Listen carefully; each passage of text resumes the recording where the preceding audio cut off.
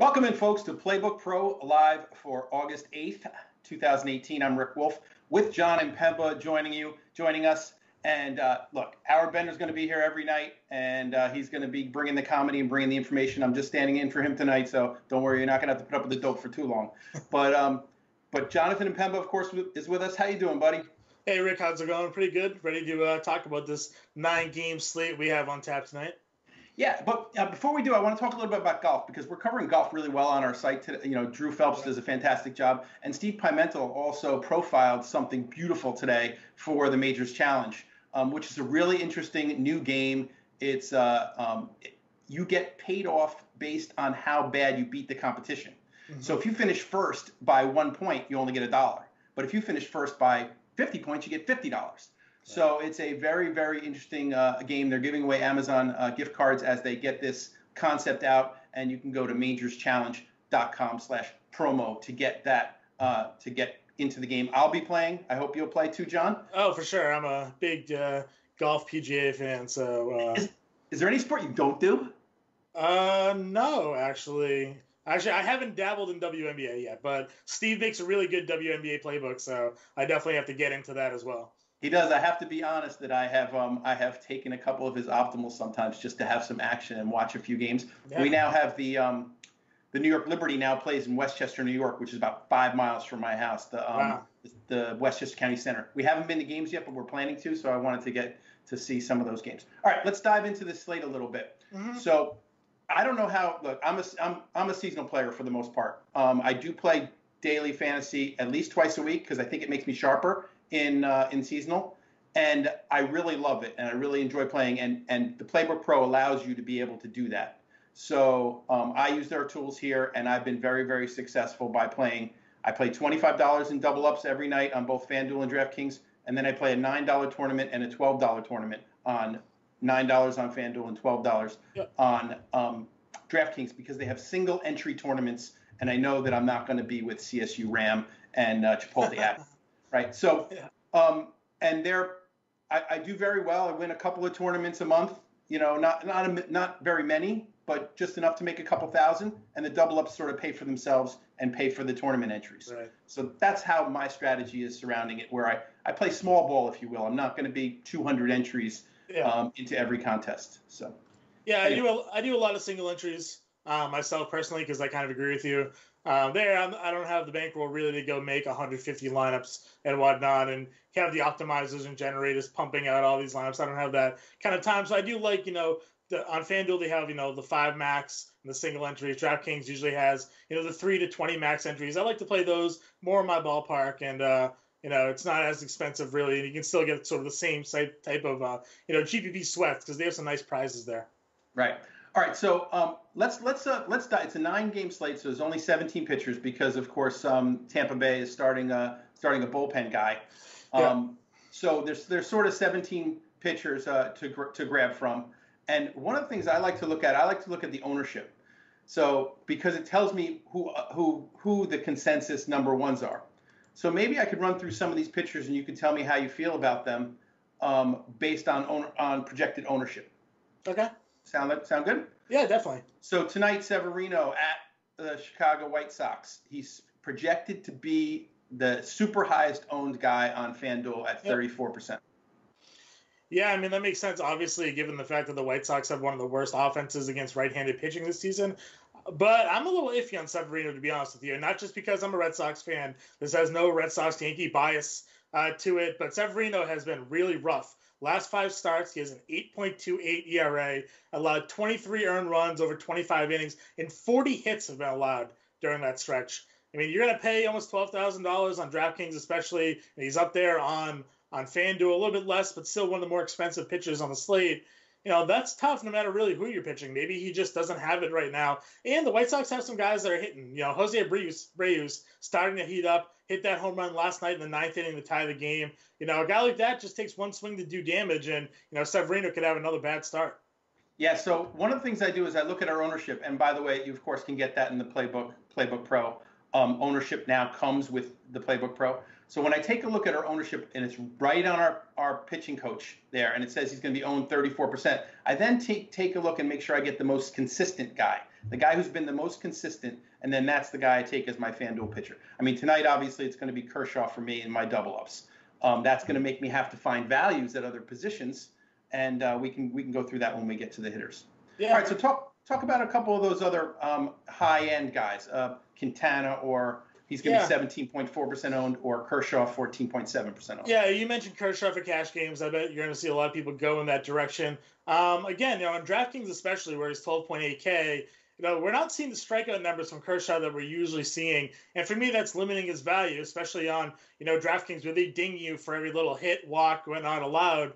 I kind of like to see his strikeouts over 10, 11K per nine, but they're sitting at 9.2. The A's are decent offense this year. They don't strike out a ton. I think I'm probably fading Kershaw today as well, and I think I might go mid-tier. You have Mike Clevenger versus the Twins, and then I like Jose Quintana tonight against the Royals, averaging 20 DraftKings points in 3 of his last 4 starts, and the Royals ranked 25th, 20th, and 27th and runs, average, and OPS against left-handed pitching this season.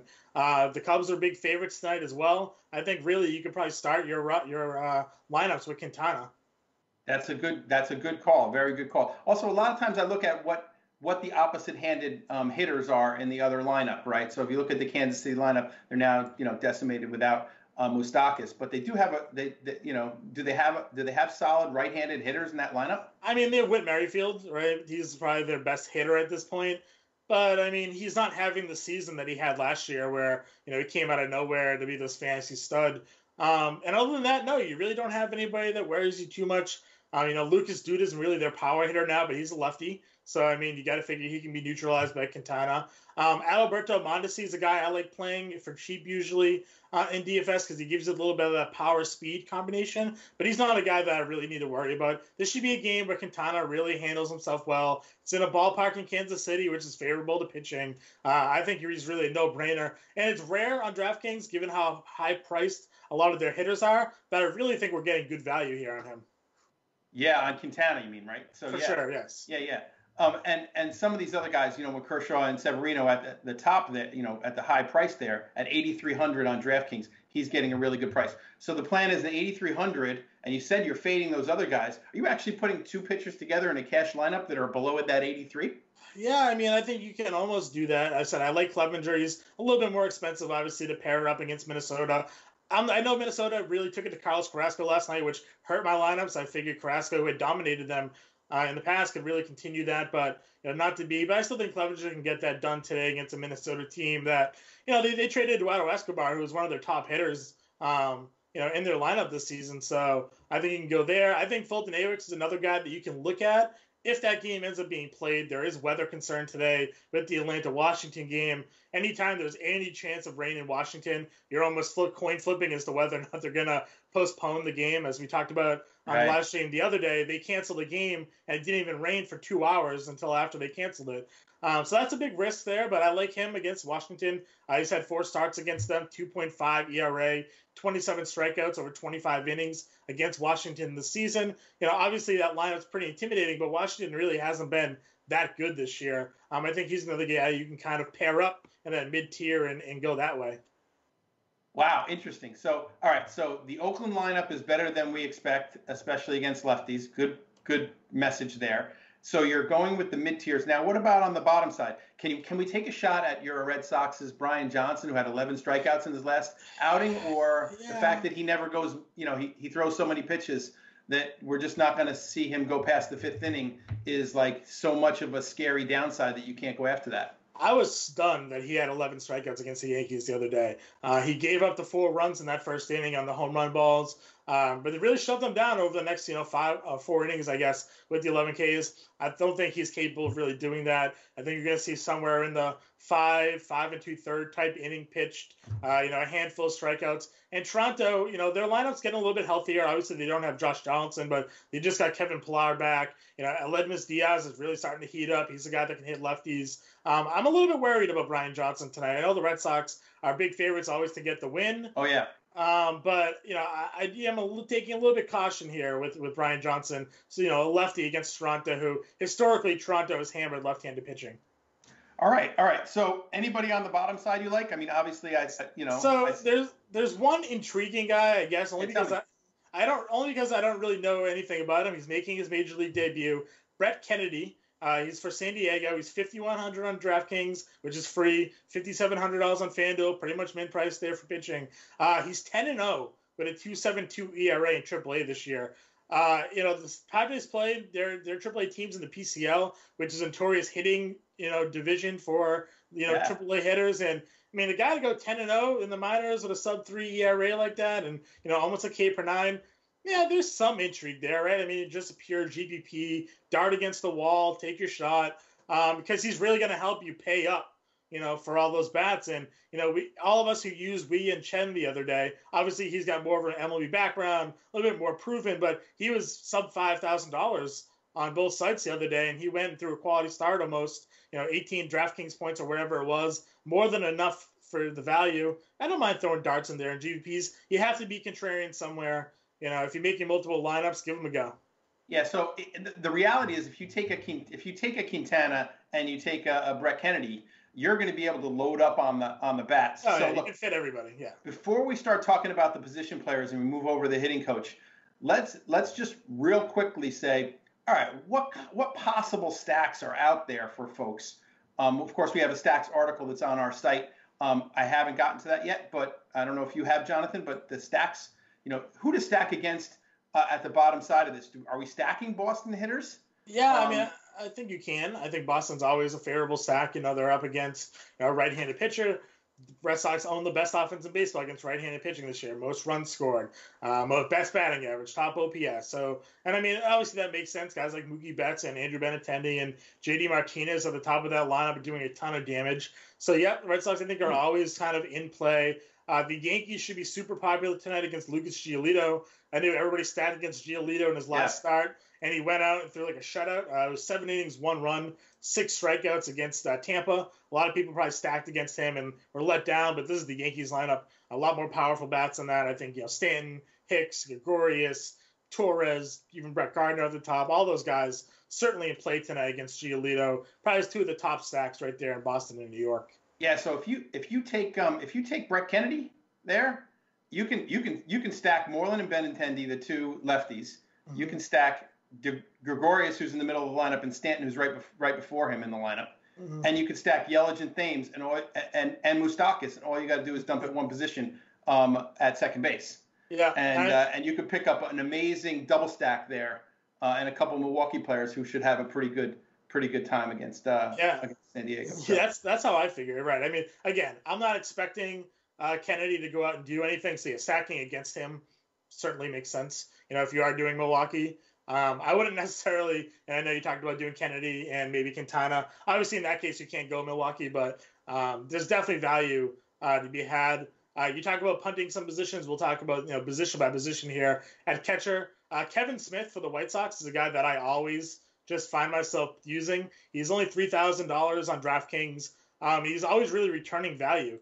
For one reason or another, he's a guy that gets on base, finds himself either getting a walk or a hit, and he's so cheap that a catcher, that's really all you're looking for. So he's someone that if I'm looking to sort of spend down, punt a position on DraftKings today, catches the spot to go, Kevin Smith. And again, if we're looking at Severino as potentially continue to struggle, he's a guy that could probably do it. If we're going to pay up for pitching today, catcher today, Austin Hedges is finally starting to hit some home runs. He is, yes. Pretty much all he's known for is the power. Price tag reflects that. Julie Chassin, a guy that gives up home run balls. Especially lately. His last 3 outings have been disastrous. Right. So I think Hedges is someone you can pay up for today. Again, I'm not recommending a Padres stack by any sense of the imagination, but one-off play catcher. You can go there. And then Russell Martin's starting to hit the ball again. I think he's hitting over 300 his last 10 games. And again, Brian Johnson for the lefty, I don't know if I really trust him to be as good as he was. I mean, even then, even after he had the 11 strikeouts, he still allowed 4 runs, which is good enough for your DFS team. Martin, I think, is fine hitting in that lineup. That's kind of where I'm looking at catcher today. Yeah, and I'll give you a little bit of the ownership stuff, and then we'll run through the rest of the stuff. But what I want to make sure that people know is they get all the ownership stuff. They get everything for MLB. You can get everything that exists in the Playbook Pro. This is Playbook Pro live stream. So all the stuff that Jonathan is talking about has been culled from numbers on our site from these things. You get all of the MLB stuff, which, by the way, if you bought it monthly for the next 2 months, it would be $60. But for $75, you can also get all the NFL preseason stuff. What I want to make sure that people know is the NFL draft guide. You can get all of the NFL DFS stuff all the way through the Super Bowl, all of that for $75 in a deal we're doing only today at fantasyalarm.com/NFL deal. You can use the promo code NFL deal to get 25% off of our $99 package, and we're including the MLB DFS package and seasonal package in that. So you get all the MLB stuff for the rest of the season as well. So anyway, I just want to make sure people know that because it's an important thing. We're going through some interesting numbers, and they're like, where do I find that ownership? Well, you don't find it if you don't have the Playbook Pro. Right, exactly. So again, as you said, those are our catchers. If we're going to keep kind of moving down. Well, let's do ownership. Let's do ownership for catchers really quickly because maybe there's something you missed. And then you can run down first base, and the number one ownership, this 13.2% on DraftKings is Yadier Molina. Yeah. So he's going to be heavily owned tonight, and if you're in cash games, I always look at who's going to be heavily owned because you want to get those 1 or 2 spots different than the heavily owned ones, and then and then it helps you make sure that you double up. Molina is really a guy that I always insert into a couple of my lineups. He's just so consistent. I think at his price tag, he offers some of the best offensive upside too. Hitting in that Cardinals lineup, which has been up and down at times this year, but Trevor Richards from Miami isn't anything special. I kind of like maybe the Cardinals as a low end contrarian stack, and Yadier Molina certainly fits that build. Same price tag as Russell Martin. So like you said, if Molina is supposed to be the chalkiest catcher of the slate, Martin maybe is the pivot off that at a similar price tag. Nice. All right, and so let's go to first base. Okay, I'll do ownership first, and then you run down who you think is good for tonight for folks. Okay, so the 2 biggest ownership guys are Matt Carpenter, who's pretty much been the ownership guy in every week. But the one that surprises me, 17.3% of people think that Greg Bird is the guy to have tonight. So tell me why he's going to crush Lucas Giolito in Chicago tonight. Well, I think it's more the fact that, it's all because it's Lucas Giolito. I am not a Greg Bird fan. Howard Bender and I at the beginning of the season had a season-long fantasy bet, but who's going to be better, Greg Bird or Hanley Ramirez? And Hanley Ramirez hasn't played in 2 months now, and I still think he's ahead of Bird on the player rater. That was good. That was good, pal. Yeah, so I got the same thing with Colton, the Yankee fan, and we do this all the time. Yeah, so I'm not a Greg Bird guy. He's only hitting 118 over his last 10 games. He's 4 for 34. I understand the power numbers are there. I think honestly that ownership number is purely the Yankee bias. There's just always a little bit of ownership that tends towards the New York Yankees because, hey, New York's a big place. The Yankees are a popular team. They stretch up and down there. So I am not going to go with Greg Bird by any stretch. Carpenter makes sense. Left-handed bat against Richards. He plays, first base and third base on DraftKings. I think he's just third base eligible, though. On FanDuel, I'll have to check. I think he's just third base eligible on FanDuel. I think so. Yeah. Don't hate that. I actually, on DraftKings, I liked Jose Martinez at first base tonight because, he has first base eligibility on FanDuel as well. So I think both of those guys are in play. Martinez is actually 2 for 3 with a homer against Richards, and he's hitting 301 with an 840 OPS against right-handed pitching on the year. So this should be a good matchup for him. A guy that was recently, reinserted into the lineup there.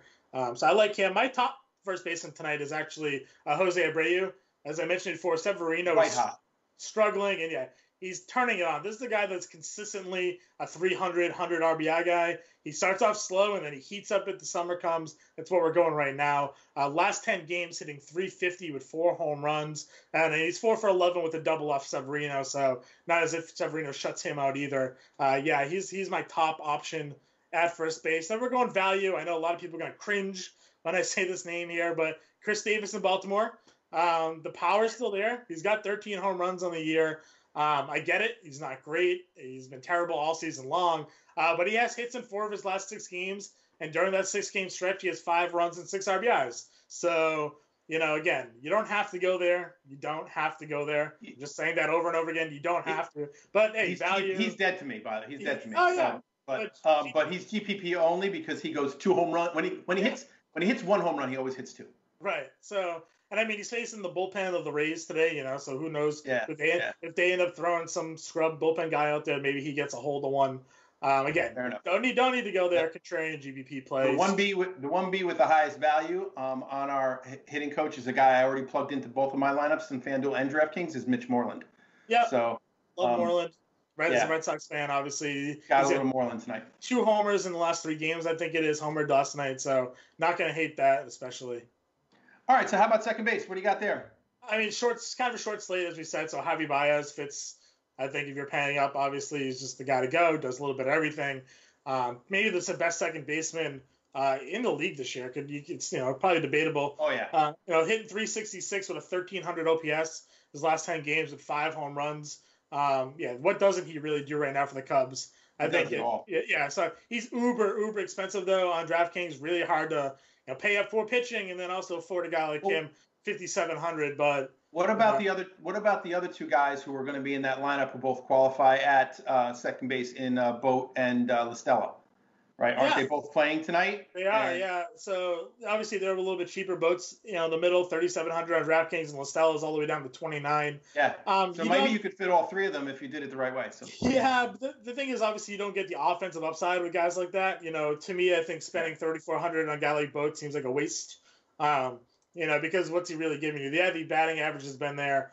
But he doesn't give you a ton of power, which I kind of want from guys. If he's not going to hit you, I don't want a singles hitter, right? I don't need a guy that's just going to hit in DFS. That's not doing me anything in DFS. So I think for me, it's if he's part of a Cubs stack, then sure, that makes sense. But I'm not going to go one off and play a guy like Boat or Listella. Yeah. So. Well, all my GPPs are always double or triple stacks. Yeah. I never go single stacks. I see a lot of guys do that, and they actually win, and they're successful with that. But whenever I go single stack, and it just and it doesn't do anything, then I get 0. And I like to, I like to not tear up tickets, as they say. So when I do multiple lineups, I'll tend to usually probably do one guy as a one-off across lineups. I think it was last night was Marte, and he led off with a home run. Nice. That worked out. Unfortunately, like I said, Carrasco did not pitch well, so it's give and take here. But I don't mind the one-off strategy if you really think you've identified just a really good matchup and he fits your lineups and build around. Yeah, that's fine. But generally, I'm like you. 2 to 3 man stacks is how I go about in building my lineups. All right, good stuff. Anybody else at second base, or let's move to third base? Yeah, 2 more guys. I told you I got Moose at third base, right? Yeah, 2 more guys at second base real quick. Oh, go ahead. Jonathan Villar, since joining Baltimore, is hitting 429. Right. 4 runs, 2 doubles, a homer, 2 RBIs, and a stolen base. He's a guy that can do a little bit of everything for you. And then a really good value play, Logan Forsythe in the middle of that Minnesota lineup, hitting 412 since joining the Twins. Another guy I think you can look at second base. Yeah, and only 3,000 on DraftKings. So a good one there for sure. All right, so at third base, the big thing today was that Rafael Devers was not projected correctly early this morning. And we got him projected correctly now, so he's certainly interesting and is certainly a big value. And from an ownership standpoint, it looks like everybody likes Moustakas and Boat and Listella still, and then Justin Turner after that. Yeah, I mean, I like Moustakas. I have him sort of as my mid-tier play. He's got home runs in back-to-back games. He's facing that rookie pitcher that just nobody knows about, so it just makes sense sort of to stack against him. Like I said, he's 10-0 with a sub-3 ERA in a hitter's league in the PCL, so I don't know. Stranger things have happened, but I like Moustakas. Devers, as you mentioned, he's mid-price on FanDuel. I almost think you have to play him. Even if you don't want to stick him at third base, put him in your utility spot over on FanDuel. Anytime a guy like that is $2,000, $2,000 is, you can't get a guy with his upside there. He had a 5-game hitting streak before the hamstring injury got to him. Hits in that Red Sox lineup, which is projected to score a lot of runs tonight. Yeah, I'm a big guy in Devers, especially FanDuel, min-price, got to play him. And my top third baseman today is Jose Ramirez, of course, another guy that is just always the top play, really, at third base. He's got 2 home runs in his career against Odorizzi, and lefties have an 860 OPS this year against Odorizzi. Jose Ramirez is a switch hitter, and when Ramirez gets a hit left-handed, he's hitting 300 with 1,000 OPS compared to when he hits right-handed, it's a little bit lower. So you're getting all the good split numbers there for Jose Ramirez. Again, very expensive, but the Indians stacks tend to pay out usually. They put up a lot of runs when they score, so I think he's the way to go. Oh, that is fantastic information, especially that I did not notice that he was min-priced there, and if people saw me clicking around, that's because I was putting him in my FanDuel lineup. That is great information, Jonathan, and certainly you would have found that if you had the Playbook Pro today. So, all right, let's go to let's hit some shortstop, right? Mm-hmm, definitely. You're probably going to tell me that Didi Gregorius is the highest projected ownership. No. Paul DeJong, really, Xander Bogaerts, Polanco, Machado, Simeon. How is it that Greg Bird has high Didi? Ownership? Yeah. Where is Didi? Is Didi not on the? Is he not playing? It says Didi's not in the lineup. That's why. Not playing tonight. That is fortunately enough for Lucas Giolito. Then, if that's the case, that Didi's not playing tonight, I guess that makes a little bit more sense. But if that was the case, lefties have an 870 OPS against Giolito. He would have just absolutely crushed him if he was in the lineup. We'll quick pivot then and go back down to my mid-tier shortstop while I look at some more high-priced guys there. As I mentioned earlier, Lesmes Diaz hitting 306 with an OPS of 1,100 over his last 10 games with 5 home runs. This is a guy that seemingly got cast away from St. Louis last year, even though a couple years ago, I think it was, he had a really good season for them. And he's starting to heat up. I think he's a very interesting play. I like the Blue Jays as maybe like a little contrarian stack tonight. We saw Devin Travis homer last night. Kevin Pillar homer last night.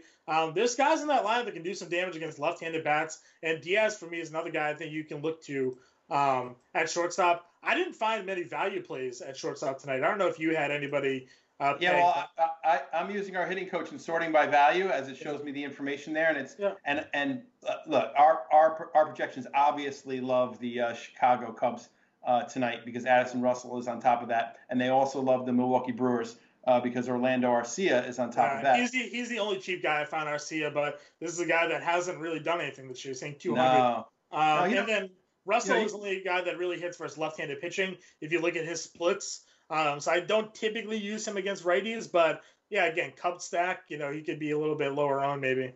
Yeah, I think Baez or Bogaerts are the guys for me. For today. Sure, yeah. If I'm taking that Cub stack, then I'm going to have Baez, and even if I could find a way to fit him in, which I'm probably not going to, because in my cash games I'm probably going to have one of the top pitchers that's going to cost me some money. Where in your case, if you go in that middle row with Quintana, you might be able to afford him. Yeah. So. Okay, all right. Want to go to outfield? Yeah, outfield for me, it's the Red Sox outfield. I have J.D. Martinez written down here, 375, 3 homers, 12 RBIs against last 10 games. Against right-handed pitching this season, he's hitting like 340 with an over 1,000 OPS, just absolutely crushing them. But, Mookie Betts also fits into that profile as well. Andrew Benintendi's white hot. I really think you can pick any 3 of those Red Sox outfielders and stick them in there. Obviously, I think Stanton is another guy that should be included because Giolito's should get blown up tonight. It wouldn't surprise me if you tell me that those 3 guys are kind of at the top of the ownership percentage, and maybe like a Christian Yelich as well. Yeah, I found a way to get Benintendi, Yelich, Thames, and Stanton as my utility in my FanDuel lineup. So I think you are right. You are dead on with what I'm doing tonight. Doesn't mean maybe the broken clock was right just this once today. It's awesome. All right, so here the value pick is Aaron Hicks, and then Franmil Reyes, who has been raking. Yeah. And then Ian Happ because they love the Cubs. And from the ownership standpoint, it's Adam Eaton. Yeah. Some kind of wacky value tonight. Why is that one there? That's a little bit interesting because historically, or at least until this season, over the past few seasons, Fulton Ake has really struggled against left-handed hitters. He fixed that this year, and that's why he's having the career that he's having. But, if maybe the numbers and computers all figure it out, they still think that the lefty bats can do some damage against him tonight, then that would make sense. Maybe Eaton fits into there. He's probably hitting leadoff for them, I would assume, tonight. Yep, hitting leadoff. Cheap on FanDuel, only $3,000. But again, lefty versus the righty, right? Lefty versus righty, yeah. So, we'd have to worry about the weather still, so I keep on stressing that. Fair enough. They cancel games if there's too much bird turd coming out of the sky. If there's any sort of mist in the air, they'll cancel it. There you go. Jumping into some mid-tier guys real quick. We have you go. Yeah, Malik Smith for me on FanDuel only today.